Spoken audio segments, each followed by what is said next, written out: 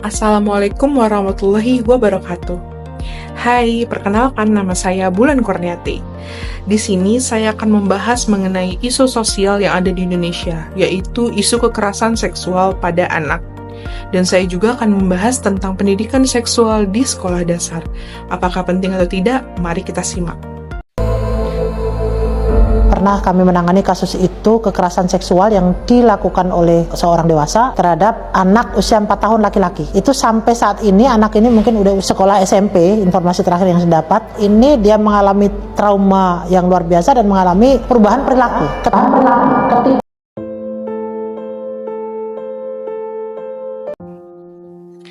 Kasus pelecehan seksual adalah kasus yang meningkat dari tahun ke tahun. Kasus ini adalah kasus masalah sosial yang sangat serius yang ada di Indonesia. Sudah banyak sekali kasus yang terungkap dan masuk ke jalur hukum. Namun, pelecehan seksual di luar sana juga masih banyak. Banyak juga korban-korban yang tidak berani untuk melapor jika mengalami pelecehan seksual. Pendidikan seksual di sekolah dasar masih menjadi topik yang mengundang berbagai perspektif di Indonesia. Meskipun demikian, pemahaman komprehensif tentang pendidikan seksual yang sesuai usia sangat penting untuk melindungi dan memberdayakan anak-anak dalam era informasi yang serba cepat ini. Pendidikan seksual pada tingkat sekolah dasar sebenarnya lebih berfokus pada pengenalan konsep, keamanan tubuh, hubungan yang sehat, dan pemahaman serta tentang pertumbuhan dan perkembangan manusia. Lalu saya akan membahas tentang fakta-fakta penting. Yang pertama, data Komisi Perlindungan Anak Indonesia atau KPAI menunjukkan bahwa kasus kekerasan seksual pada anak masih menjadi ancaman serius dengan lebih dari 1.500 kasus dilaporkan setiap tahunnya. Lalu yang kedua, anak-anak usia sekolah dasar sudah terpapar informasi tentang seksualitas melalui media digital, namun sering tanpa panduan atau konteks edukatif yang tepat. Lalu yang ketiga, Organisasi Kesehatan Dunia atau WHO merekomendasikan pendidikan seksual komprehensif dimulai sejak usia dini dengan materi yang disesuaikan secara bertahap sesuai perkembangan kognitif anak. Lalu yang keempat, pendekatan berbasis usia. Materi pendidikan seksual untuk anak SD fokus pada keamanan tubuh, perbedaan anatomi dasar, perubahan pubertas, batasan diri, dan konsep persetujuan sederhana. Lalu yang terakhir, di Indonesia, pendidikan kesehatan reproduksi dan seksual telah terintegrasi dalam kurikulum Merdeka melalui mata pelajaran ilmu pengetahuan alam, pendidikan jasmani, dan bimbingan konseling dengan pendekatan yang disesuaikan nilai budaya dan agama. Lalu ada fakta-fakta penting lainnya. Yang pertama, ini cukup sedih ya. Pelaku, sekitar 60% kasus pelecehan seksual pada anak dilakukan oleh orang yang dikenal anak tersebut. Ya, bisa jadi keluarga, tetangga, lebih miris lagi guru, atau teman. Lalu yang kedua, pelaporan hanya sekitar 30% kasus pelecehan seksual pada anak yang dilaporkan dan yang diketahui. Sisanya tidak terungkap karena berbagai faktor seperti rasa malu, takut, dan tidak mengerti bahwa mereka sebenarnya adalah korban. Lalu berikutnya, itu anak-anak yang mendapatkan pendidikan keamanan tubuh atau body safety education sebenarnya memiliki kemampuan 3 kali lebih baik dalam mengenali dan melaporkan situasi yang berpotensi berbahaya. Jadi, anak-anak sebenarnya wajib kita edukasi nih. Lalu yang keempat, rentang usia 6-12 tahun adalah usia sekolah dasar yang di mana berada dalam tahap perkembangan di mana mereka mulai mengenali identitas gender dan memiliki rasa ingin tahu tentang tubuh mereka. Ahli. Menurut teori perkembangan psikoseksual, berdasarkan teori perkembangan psikoseksual, anak usia 6-12 tahun berada pada fase laten. Pada fase ini, psikis anak lebih difokuskan pada pengembangan keterampilan sosial, intelektual, dan fisik. Pemberian informasi dapat tentang seksualitas pada masa ini dapat diintegrasikan dengan alami dalam konteks pembelajaran tentang tubuh dan hubungan interpersonal.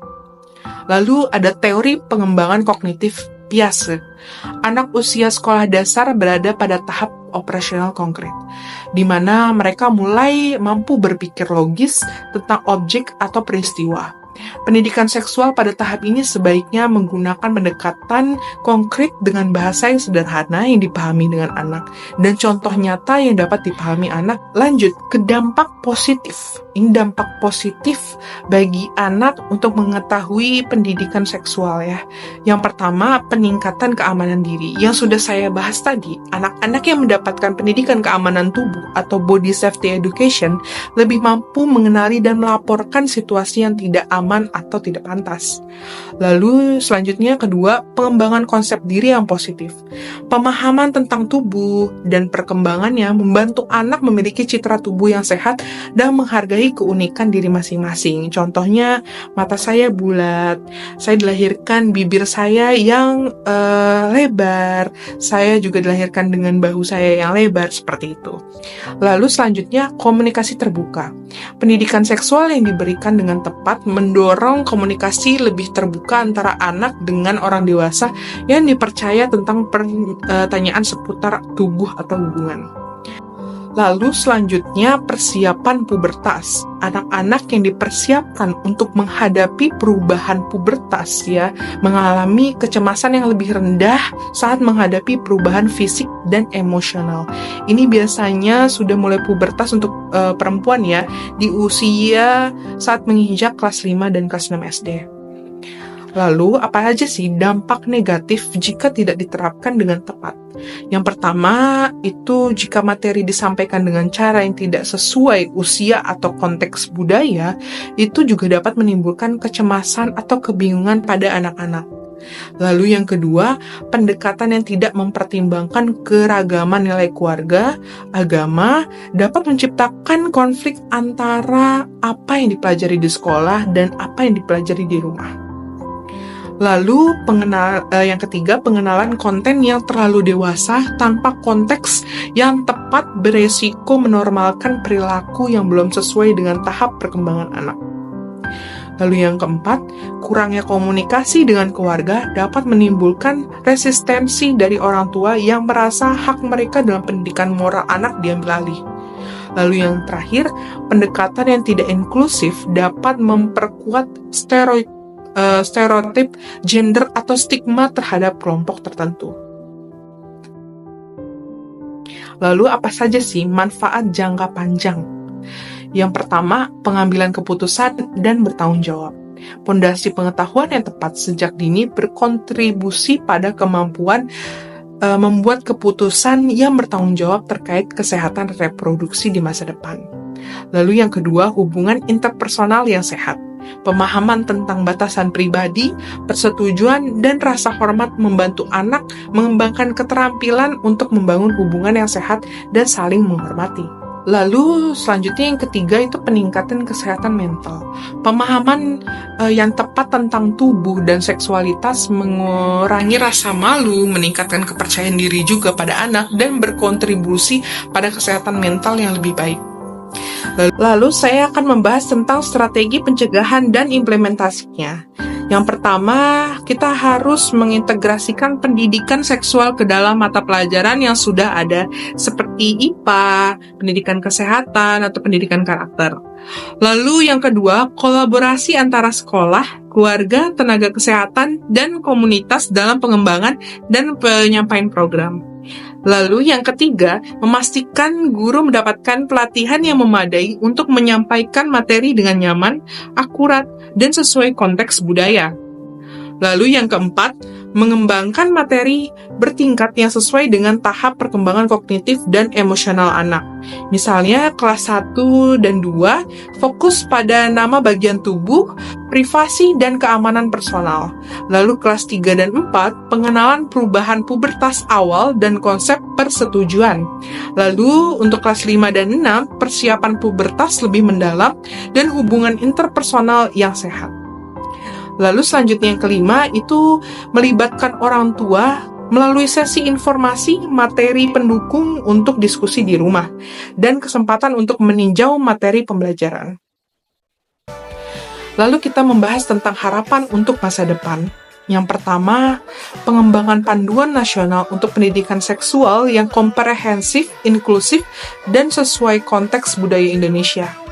Lalu yang kedua, integrasi pelatihan pendidikan seksual dalam program pendidikan guru untuk memastikan kesiapan tenaga pendidik. Lalu yang ketiga, peningkatan penelitian berbasis Indonesia tentang efektivitas berbagai pendekatan pendidikan seksual sesuai dengan konteks lokal dan agama. Lalu dialog masyarakat yang konstruktif, yaitu maksudnya adalah membuka ruang dialog yang konstruktif antara berbagai pemangku kepentingan untuk mengatasi kekhawatiran dan membangun konsekuensi. Lalu transformasi digital. Di sini yang dimaksud adalah pengembangan sumber daya digital yang aman dan sesuai usia yang melengkapi pembelajaran di kelas dalam era digital. Lalu kesimpulannya, pendidikan seksual di sekolah dasar ketika diimplementasikan dengan pendekatan yang sesuai usia, sensitif budaya, dan melibatkan berbagai pemangku kepentingan, memiliki potensi besar juga untuk melindungi anak dari resiko dan mempersiapkan mereka menjadi individu yang bertanggung jawab dan menghormati diri sendiri maupun orang lain.